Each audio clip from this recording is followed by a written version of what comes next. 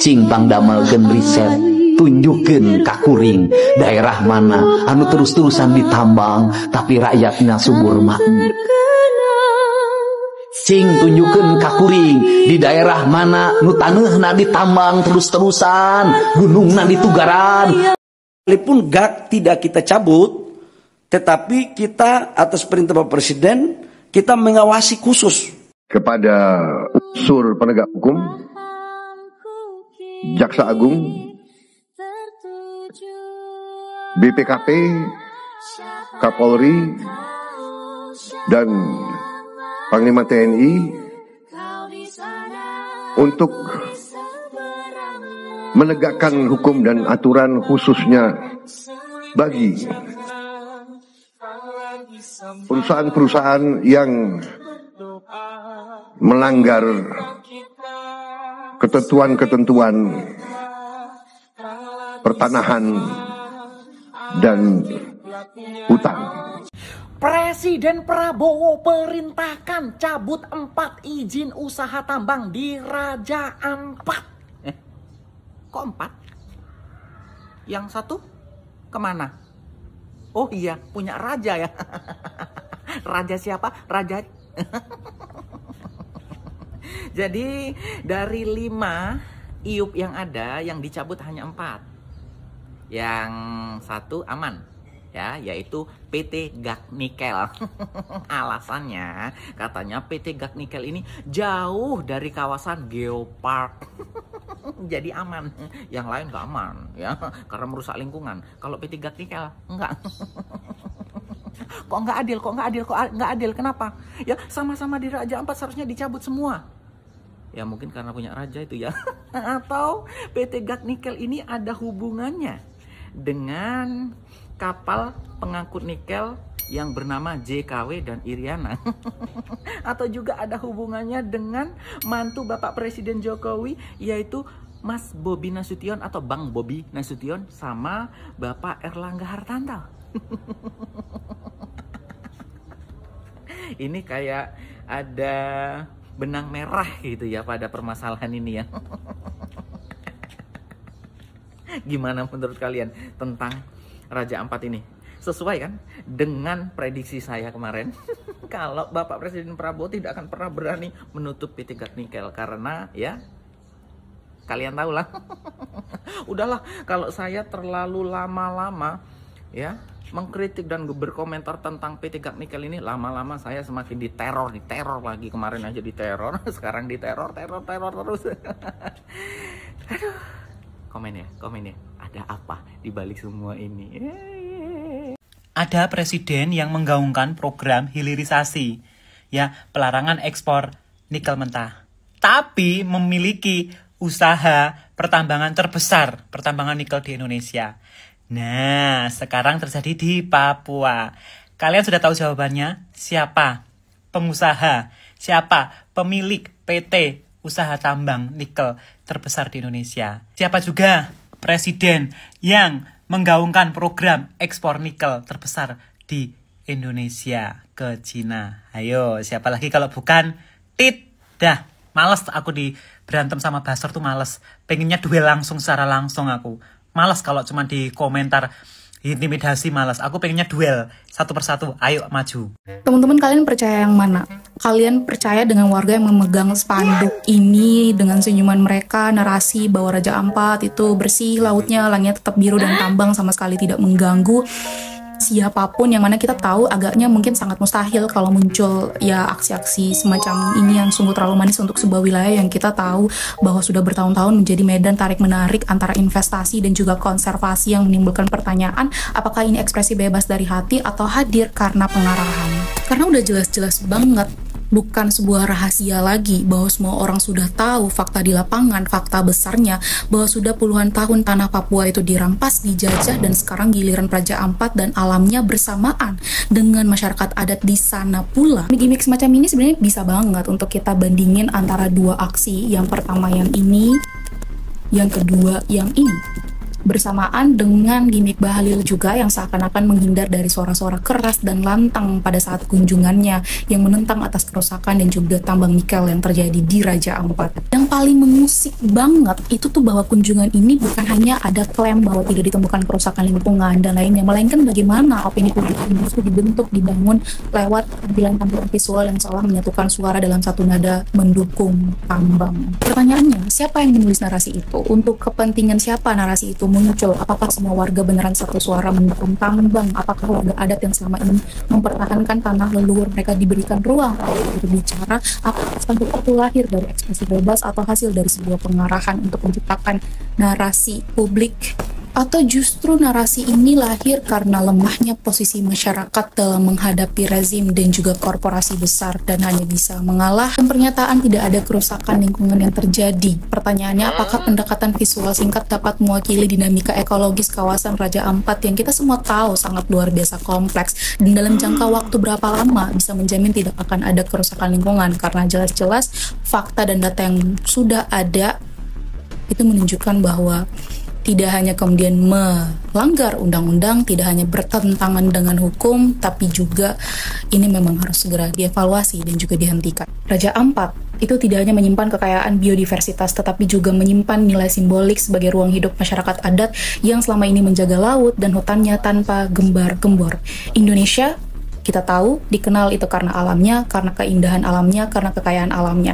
Bukan karena demokrasinya yang hari ini masuk nominasi demokrasi cacat, bukan karena fasilitasnya yang tidak pernah merata, bukan juga karena kemiskinannya yang jadi juara dunia akibat korupsi dan juga kepentingan oligarki. Ketika suara kritis justru ditekan dan juga dibungkam oleh narasi tunggal yang seakan-akan menenangkan, maka yang terjadi bukanlah penyelesaian, yang hadir bukanlah solusi, tetapi ilusi yang lagi-lagi diciptakan oleh negara untuk melindungi kepentingan mereka dan kelompok-kelompok mereka. Apa yang terjadi di Raja Ampat dan juga pulau-pulau lainnya sudah jelas-jelas tidak hanya merusak, tetapi juga ditentang dan bertentangan dengan hukum dan juga sejumlah undang-undang. Maka evaluasi dan hentikan segala bentuk kerusakan.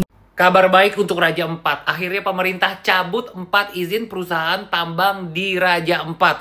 Dan ini atas keputusan dari presiden kita, yaitu Pak Prabowo. Lega gua rasanya ya. Pemerintah memutuskan mencabut 4 izin usaha pertambangan nikel yang beroperasi di wilayah Raja Ampat, Papua Barat. Keputusan ini diambil setelah keempat perusahaan itu, yaitu baca sendiri ya, dinilai melakukan pelanggaran terhadap ketentuan lingkungan hidup. Pencabutan SUP keempat perusahaan ini tersebut merupakan arahan langsung dari Pak Presiden Prabowo. Mantap Pak Prabowo, bravo. Berdasarkan keputusan rapat teratas. Tuh, lu baca sendiri ya. Pause sendiri. Dan salah satu pertimbangan presiden adalah upaya menjaga kawasan geowisata Raja Ampat sebagai salah satu prioritas utama dengan tujuan menjaga kelestarian alam dan keanekaragaman hayati laut agar terus terjaga. Lega ya guys ya. Untung aja kita udah bersuara sama-sama untuk Raja Ampat guys. Akhirnya benar-benar terselamatkan nih. Mudah-mudahan ini benar-benar terselamatkan selamanya ya. Setelah kita turun mengecek ke lapangan, kawasan ini menurut kami harus kita lindungi dengan tetap memperhatikan biota laut. Dan juga tuh baca sendiri. Dan ini salah slide guys. Ini biaya layanan ongkir yang baru nih, tanggal 10 hari ini ya. Salah. Sebelumnya, Menteri Sekretaris Negara Prasetyo Hadi menyampaikan apresiasi kepada seluruh elemen masyarakat yang sudah berkontribusi memberikan masukan dan informasi atas keberadaan tambang di kawasan konservasi Raja Ampat. Benar-benar ya guys ya, untung aja sekarang ada yang namanya sosial media. Jadi apa-apa tuh ketika kita speak up, paling enggak Pak Prabowo bisa mendengar gitu loh. Dan gua harap ini benar-benar serius gitu loh. Ya bukan karena viral jadi di stop gitu, tapi ini di stop selamanya ya, dan gak akan ada terjadi Raja Ampat lainnya di kemudian hari gitu loh. Bravo. Jangan puas dulu, kita perlu melihat berita ini sebagai upaya pemerintah untuk meredam gerakan kritis publik. Kenapa? Karena kemenangannya belum tuntas. Izin PT GAK yang mana dia di bawah PT Antam, di bawah Danantara, izinnya belum ikut dicabut. Dalilnya adalah karena sesuai dengan aturan.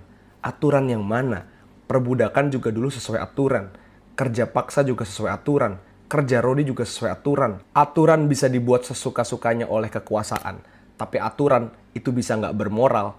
Aturan justru bisa menindas dan merugikan masyarakat itu sendiri. Lagi pula, putusan MK nomor 3 tahun 2010 sudah mengatakan kalau misalnya pesisir dan juga pulau-pulau kecil itu nggak boleh diprivatisasi, baik oleh negara apalagi oleh pihak asing. Jadi aturan yang mana yang dirujuk oleh Bahlil dan juga kekuasaan hari ini? Dari awal gue ngeliat pemerintah bener-bener serius, bener-bener peduli sama Raja Ampat, bener-bener peduli sama lingkungan Indonesia. Kenapa? Ya karena nunggu viral dulu. Sebelum seviral ini, statement dari Bahlil bilang ada pihak asing yang pengen gagalkan hilirisasi lah. Menteri LH bilang dampaknya ke Raja Ampat gak sebegitunya lah. Dan lain sebagainya. Gak serius. Kita baru viral, baru mereka ngerespon. Mereka bukan benar-benar peduli. Mereka cuma takut dihujat, elektabilitasnya turun. Tipikal. Dan ingat, Pulau Gak ini adalah pulau kecil hitungannya. Pulau yang dalam putusan MK tidak boleh diprivatisasi. Lagi-lagi, nggak ada dalil yang bisa membenarkan Raja Ampat untuk berlanjut tambangnya apalagi sampai tahun 2040-an. Ini ngaco. Dan apaan? Masa dicabut doang izinnya? Harusnya diinvestigasi lebih dalam.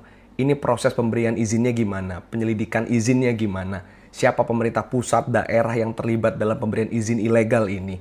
Usut tuntas semua, nggak peduli siapa rezimnya, nggak peduli siapa menterinya. Apakah mereka lagi makanya takut? Dan ini bukan cuma tentang Raja Ampat. Masih ada ratusan pulau kecil lainnya yang perlu kita selamatkan. Masih ada banyak tambang ilegal lainnya yang perlu kita investigasi. Kenapa? Karena kerugian akibat kerusakan lingkungan itu triliunan. Belum lagi masyarakat yang dirugikan. Di Pulau Obi, sungainya sampai warna coklat. Air minumnya itu sampai beracun itu. Dan ini adalah bagian dari masyarakat Indonesia. Perlu kita kawal. Sekali lagi gue pengen ngingetin. Pencabutan izin ini bukanlah pemberian hadiah pemerintah, tapi kemenangan publik karena telah memberikan suaranya untuk alam Indonesia. Dan kita belum menang sepenuhnya. Kawal terus. Save Raja Ampat, save bumi Indonesia. Gubernur Papua Barat Daya Raja Ampat harus dijaga dari pencemaran lingkungan. Gubernur Papua Barat Daya Elisa Kambu mengatakan pariwisata Raja Ampat harus dijaga secara baik dari segala bentuk pencemaran yang nantinya merambat kepada pencemaran ekosistem alam di wilayah itu. Pernyataan saya tegas saat bertemu Menteri Pariwisata bahwa rakyat Papua khususnya Papua Barat Daya ingin pariwisata Raja Ampat yang sering kita saksikan akan ada seperti itu sampai dengan dunia kiamat. Katanya saat menjawab aspirasi masyarakat yang menggelar aksi demo di depan kantor Gubernur Papua Barat Daya Selasa. Itu artinya, kata dia, tetap menjaga pariwisata Raja Ampat secara komitmen dan bebas dari segala bentuk ancaman pencemaran lingkungan. Menurut dia, Raja Ampat yang telah terkenal dengan pariwisatanya dan Tuhan telah menitipkan kekayaan itu berada tepat di Raja Ampat. Maka komitmen bersama untuk menjaga titipan Tuhan itu dari sebagai bentuk ancaman. Kita juga telah menyusulkan supaya ada pertemuan besar baik dari kementerian terkait dengan melibatkan pemerintah Papua Barat Daya dan Kabupaten Raja Ampat untuk menentukan pembangunan Raja Ampat itu mau dibawa ke pertambangan atau pariwisata, ucapnya. Dia berkomitmen dan terus mendorong supaya Raja Ampat tetap dilestarikan karena di Papua bukanlah tanah kosong, tetapi milik rakyat Papua. Saya minta mari kita berjuang bersama untuk memastikan Raja Ampat bebas dari tambang, katanya. Gubernur Elisa Kambu juga memberikan apresiasi dan terima kasih kepada Presiden Prabowo Subianto yang telah beresponsif dan cepat mengambil alih persoalan ini dengan memanggil para menteri terkait dalam rapat terbatas dan mencabut 4 izin tambang di nikel Raja Ampat. 4 izin usaha pertambangan IWP yang dicabut itu dimiliki oleh PT Anugerah Surya Pratama, PT Nurham, PT Melia Raymond Perkasa, dan PT Kawai Sejahtera. Gubernur Elisa Kambu pun akan melaksanakan kunjungan ke 4 pulau di Raja Ampat untuk memastikan pulau itu tidak tercemar oleh aktivitas tambang. Rencananya besok Rabu 11 Juni kita akan ke sana bersama wartawan dan Bupati Raja Ampat untuk melihat secara dekat kondisi 4 pulau itu, ucapnya.